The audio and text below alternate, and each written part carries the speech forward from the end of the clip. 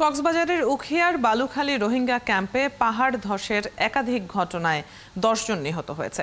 এদের ভেতর ২ জন বাংলাদেশি এবং ৮ জন রোহিঙ্গা। আর্মড পুলিশ ব্যাটালিয়নের অধিনায়ক অতিরিক্ত ডিআইজি আমির জাফর জানান, মঙ্গলবার রাত থেকেই বৃষ্টি হচ্ছিল কক্সবাজারে। বৃষ্টির কারণে বুধবার ভোরে বালুখালী পানবাজার ও হাকিমপাড়া ক্যাম্পে পাহাড় ধসে পড়ে। এতে মাটি চাপা পড়ে পানবাজার ক্যাম্পে এক বাংলাদেশি সহ ৫ জন ও হাকিমপাড়া ক্যাম্পে ৪ জনের মৃত্যু হয়। এলাকাবাসীর সহায়তায় পুলিশ ও ফায়ার সার্ভিস মিলে উদ্ধার কাজ পরিচালনা করে। পরে আরও এক বাংলাদেশির মৃতদেহ উদ্ধার করে তারা। বিকেল ৪টার দিকে উদ্ধার অভিযান সমাপ্ত ঘোষণা করা হয়। টানা ভারী বৃষ্টিতে বুধবার ভোরে কক্সবাজারের উখিয়ার বালুখালীতে পাহাড় ধসে নারী সহ সবশেষ খবর পাওয়া পর্যন্ত ১০ জনের মৃত্যু হয়েছে। এ নিয়ে আলোচনায় আজ আমাদের সাথে থাকছেন শরণার্থী ত্রাণ ও প্রত্যাবাসন কমিশনার মিজানুর রহমান এবং সহকর্মী কামরুল ইসলাম মিন্টুর কাছ থেকে সবশেষ আপডেটও আমরা জেনে নেব। স্বাগত জানাচ্ছি আপনাদের। মিন্টু, আপনার কাছ থেকে সবশেষ আপডেট জেনে নিতে চাই। কতজনের মৃত্যুর খবর পাওয়া গেছে? আমরা ১০ জন পর্যন্ত শুনছিলাম। উদ্ধার অভিযান শেষ ঘোষণা করা হয়েছে, এটি কি আজকের জন্য শেষ নাকি আর কাউকে মানে উদ্ধার হওয়ার আশঙ্কা তারা করছেন না, সেই জন্য উদ্ধার অভিযানটি সমাপ্ত ঘোষণা করা হয়েছে জানতে চাই। পাহাড় ধস নিয়ে প্রশাসনের পক্ষ থেকে কোনো ধরনের সতর্কতা কি জারি করা হয়েছিল? উদ্ধার তৎপরতা শেষ। এখানে আর কোনো মাটি চাপা পড়ার খবর নেই, কোনো নিখোঁজের সংবাদ নেই। যারা বাড়ির মধ্যে ছিল তারাই তাদেরকে উদ্ধার করা হয়েছে এবং সেখান থেকে ১০ জনের মরদেহ উদ্ধার করতে সক্ষম হয়েছে এবং ২ জনের সেখানে স্থানীয়। যদিও বা প্রশাসনের বক্তব্য এখনো পর্যন্ত খুব সম্ভবত ৯ জন। আবার শরণার্থী বিষয়ক কমিশনার যেহেতু আছেন তিনি হয়তোবা তথ্যটা দিতে পারবেন, কিন্তু আমাদের কাছে যে তথ্য আছে এ পর্যন্ত ২ জনের স্থানীয় সহ ১০ জন মারা গিয়েছে। আর পূর্বাভাস আমরা পাইনি, পূর্বাভাস রোহিঙ্গারাও পায়নি। তবে পূর্বাভাসটা ছিল এরকম যে ভারী বৃষ্টি হতে পারে, কারণ ঈদের দিন থেকেই তো কক্সবাজারে ভারী বৃষ্টিপাত হওয়ার কথা এবং হচ্ছিল।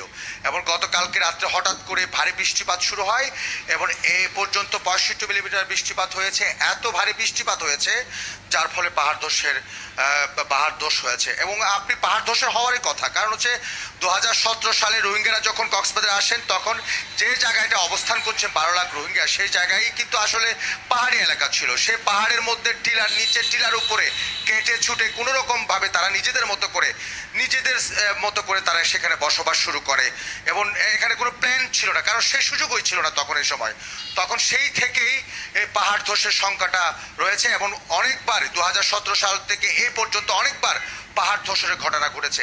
এত সংখ্যক রোহিঙ্গাকে আসলে এই মুহূর্তে কোথাও সরিয়ে নিয়ে যাওয়া, পাহাড় থেকে নামিয়ে অন্যত্র জায়গা করে দেওয়া খুবই অসম্ভব ব্যাপার। তারপরেও শরণার্থী বিষয়ক কমিশন বিভিন্ন এনজিও সংস্থার সহযোগিতায় তারা ডাইকিডস টাউন বলেন, তারপরে বিভিন্ন ধরনের ভলেন্টিয়ার দ্বারা তারা ওইটা নিরাপদ করবার চেষ্টা করেছে, কিন্তু কোনোভাবে সেটা সম্ভব নয়। আমরা আজকেও সেখানকার ছবি দেখেছি, একেবারে যে জায়গায় পাহাড়ের টিলার উপরে ঘরটা তৈরি করা হয়েছে সেখানে হাঁটার জায়গা পর্যন্ত নাই।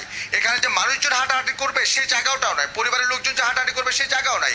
একজন আবার তার পাহাড়ের নিচে দেখবেন যে অসংখ্য বাড়িঘর। এইভাবে করে করে কক্সবাজারের ১২ লাখ রোহিঙ্গা বসবাস করেন। আজকে ১০ জন মারা গিয়েছে, কিন্তু সামনে যদি এ ধরনের ভারী বৃষ্টিপাত হয়, আবহাওয়া অফিস যেভাবে বলছে ভারী বৃষ্টিপাতের সংখ্যার কথা বলছে, এভাবে ভারী বৃষ্টিপাত হলে আরও মৃত্যু ঝুঁকে আছে। এবং ইতিমধ্যে আমরা দেখলাম সেটা হচ্ছে যে শরণার্থী বিষয়ক কমিশন বেশ কিছু পদক্ষেপ নিয়েছে। সেখানে যে সেসব পদক্ষেপ সম্পর্কে আমরা জানবো। মিন্টু, আমাদের সাথে মিজানুর রহমান আছেন, তার কাছে চলে যাচ্ছে এবারে। মিজানুর রহমান, প্রায়ই তো এই ধরনের দুর্ঘটনার খবর সামনে আসে। পাহাড় ধসে, বিশেষ করে বন্যা কিংবা অতিবৃষ্টির অন্যান্য বিষয়গুলো নয়, বিশেষ করে পাহাড় ধসে মৃত্যু ঠেকাতে আমাদের উদ্যোগ আসলে কি কি এবং তা আদৌ পর্যাপ্ত কিনা? আপনাকে আসলে একটি বিষয়ে মনে হয় আপনিও জানেন, সেটি হচ্ছে যে মানুষজন এখানে বসবাস করেন প্রায় ১১ লক্ষের উপরে। এই মানুষজন প্রায় সবাই পাহাড়ের ঢালুতে বা পাহাড়ের উপরেই বসবাস করেন। পুরো অঞ্চলটি একটি পাহাড়ি অঞ্চল। তো এটি আসলে খুবই দুষ্কর একটি ব্যাপার যে তাদেরকে ওখান থেকে সরিয়ে নিয়ে অন্য কোথাও রিলোকেট করা, এটি আমাদের পক্ষে অনেকটা অসম্ভব ব্যাপার। তারপরও ২০১৮-১৯ সালে ব্যাপক হারে পাহাড়ের চূড়া থেকে মানুষজনকে সরিয়ে এক্সটেন্ডেড এরিয়া, বিশেষ করে 20 এক্সটেনশন 4 এক্সটেনশন দুটো ক্যাম্প করে ওখানে রিলোকেট করা হয়েছে।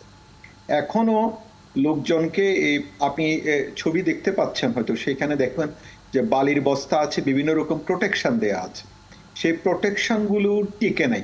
না টিকার একটি বড় কারণ, আমি সরেজমিনে গিয়ে আমরা লোকজনের সাথে কথা বলেছি এবং এটি পরিদর্শন করেছি।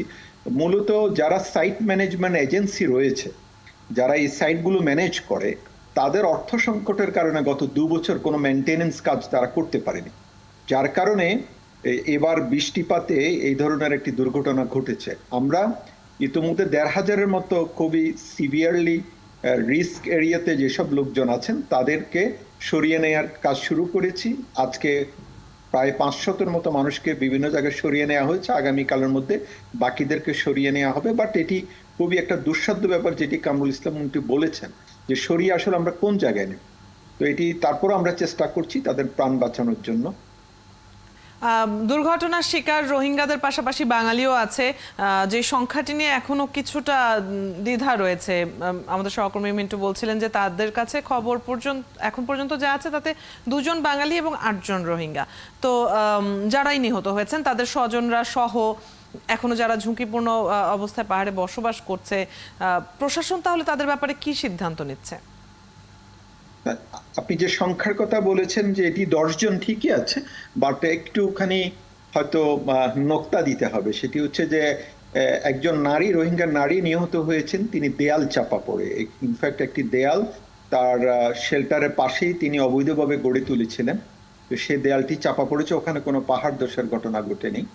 আর অন্যত্র প্রত্যেকটি ঘটনায় পাহাড় ধসের ঘটনা ঘটেছে। মোটটি 4টি জায়গায় পাহাড় ধস হয়েছে।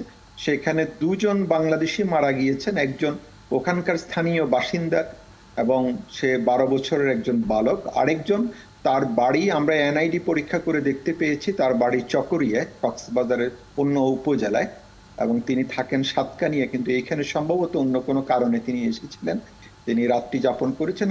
এবং এই পাহাড় ধসের ঘটনাটি ঘটেছে রাতের 3টা থেকে 4টার মধ্যে, যার কারণে আসলে উদ্ধার তৎপরতা চালানো এবং এটি সংবাদ পাওয়া, এটি সবই আসলে একটু দেরি হয়ে গেছে এই কারণে।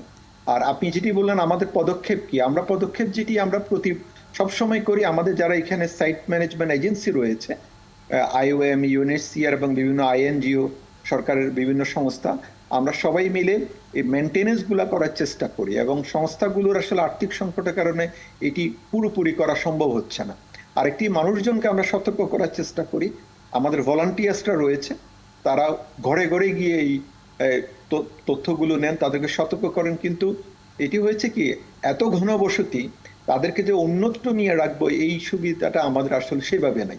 তারপর আমরা চেষ্টা করছি যে স্কুলগুলো আছে, বিশেষ করে বিভিন্ন অফিসগুলো আছে, এই সব জায়গায় একেবারে ভালনারেবল যারা রয়েছেন তাদেরকে সরিয়ে এনে ওইসব জায়গাগুলোতে আমরা নেওয়ার চেষ্টা করছি। যেমনটি বলছিলেন যে উদ্যোগ বিভিন্ন রয়েছে, কিন্তু তা কতখানি যে বাস্তব উপযোগী কিংবা মাঠ পর্যায়ে করা সম্ভব সেটা নিয়েও প্রশ্ন রয়ে গেছে। তারপরে অনেক ধন্যবাদ, চেষ্টা চালিয়ে যাচ্ছেন যেমনটি বলছিলেন। আমরা নিশ্চয়ই এই ধরনের দুঃসংবাদগুলি শুনতে চাই না, এই ধরনের দুর্ঘটনার খবর শুনতে চাই না। তারপরেও পাহাড় ধসের মতো ঘটনা এবং সেখানে হতাহতের ঘটনা প্রায় প্রতি বছরই আমাদের সামনে আসে। আপনাকে ধন্যবাদ আমাদেরকে আজকে সময় দেওয়ার জন্য।